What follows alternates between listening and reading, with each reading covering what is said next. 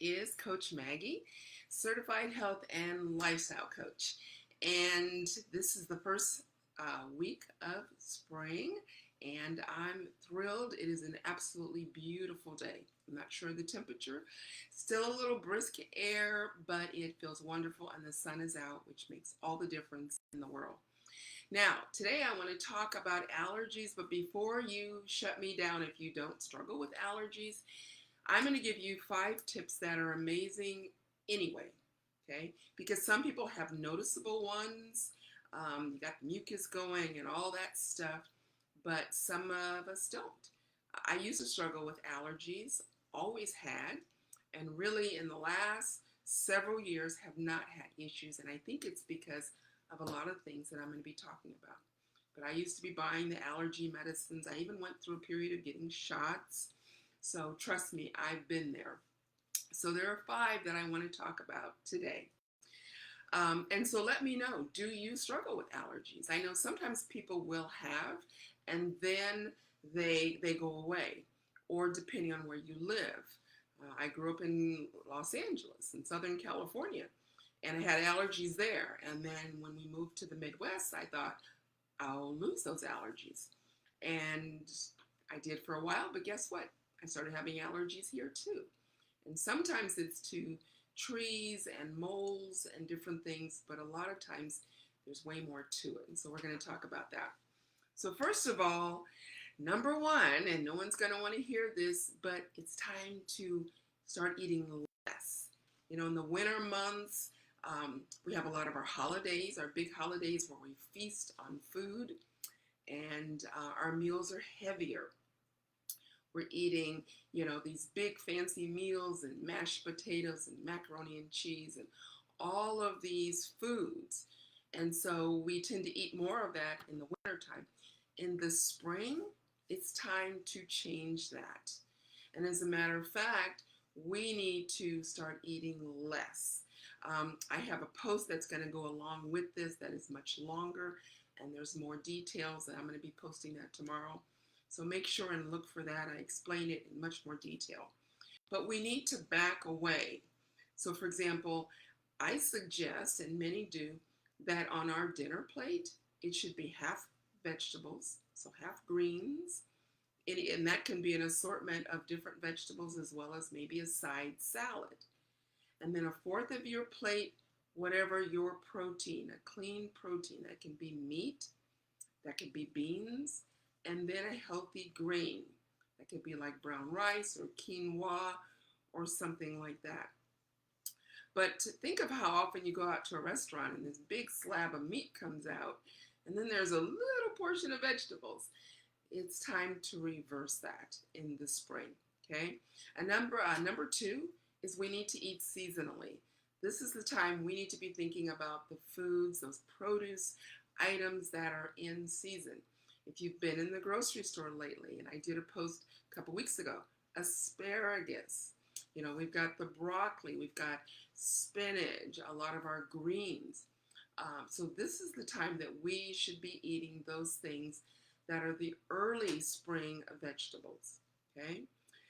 Yes, it's tempting to want those summer things. This is not the time to be eating watermelon, okay? Because again, we have microbes in our body as well as the microbes on the fruits and vegetables.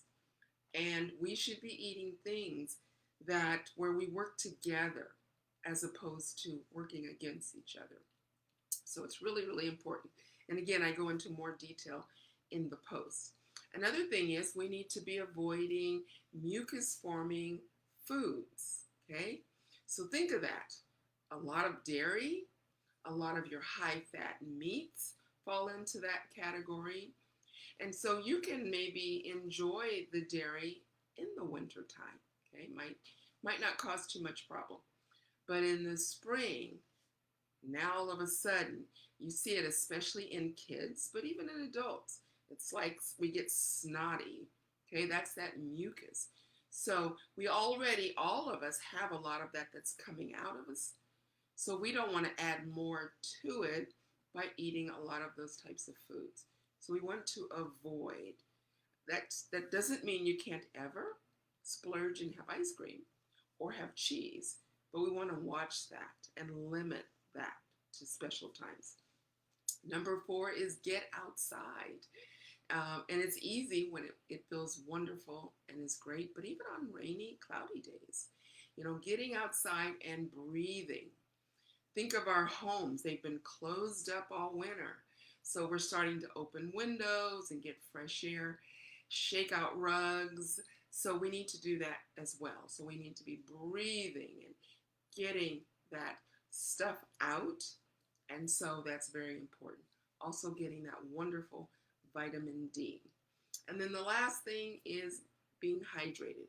Because again, the water that we're drinking will help move a lot of those things out, flush out those toxins. Especially, and I think for most of us, probably wherever we live in the winter, we tend to keep things closed up. Think of your home, carpeting, paint, upholstery. All of those things have the off gases. And so we're in our homes. Our homes are much tighter than they used to be. So we're not getting that fresh air. And so we need water to sort of help flush out those toxins. So water is so very, very important. I like to start the morning with some lemon in my water. And also in my article, I'm going to talk about the importance of drinking water before meals and not with meals. People don't like to hear that because I've heard people say, I can't eat unless I have something to drink. But I recommend, and I just heard this the other day from a chiropractor, and they agreed and said, if we're going to have water with the meal, which most people aren't going to want to do this, but drink warm water. My husband and I went out last week, and it was a little odd, but I just asked for a mug of hot water. And I actually sprinkled a little bit of salt in the water, got lemon, and drank that, okay? And I'll do a post on this later, but we've got digestive fires. If we could travel inside our stomach, our gut, it's hot. There's a fire going on. And when we drink cold water, think of if you've been around a campfire and somebody comes along and throws cold water on those coals, steam, okay? It puts the fire out. And that's the last thing you want to do. And so I don't want to get into that because that's another whole topic, but we need to stay hydrated, okay? So I'd love to know, do you struggle with allergies? What are some of those symptoms? Are you one that's just, it's more that mucus, itchy eyes, maybe you're hoarse, you're tired. A lot of people are more achy this time of year as well. And again, this is where drinking more water is going to help you stay hydrated. It's good for your joints. So, do you struggle with some of the things that commonly happen in the spring? This is also the time where you have the fluctuation in the temperatures. One day it could be 70, and then a week later it's 50. And more so than any of the other seasons, we start to see that. That's hard on the joints, it's hard on our respiratory system, and so we get clogged up, congestion, and all of those things. But again, if you follow these 5, it's going to help tremendously. So I'd love to hear your thoughts, your comments. Are you one that struggles with allergies? What are the symptoms that you have to deal with? If you don't, hallelujah. But at the same time, these 5 things are going to help you in every way possible. Do you know someone that does struggle with seasonal allergies? Please, I'd love it if you would share this video. Also, come back to my page tomorrow and be watching for the full article where I go into it in more detail. So anyway, go outside, enjoy. It's time to start seeing the flowers coming up. I've got cherry trees, which I'm so excited. The last few years, I've had cherries, very tiny, but I've had cherries if I can get to them before the birds do. But things are starting to bud, which is another reason that we start having issues with the pollens and all the things going on. So anyway, stay healthy, stay safe, and God bless.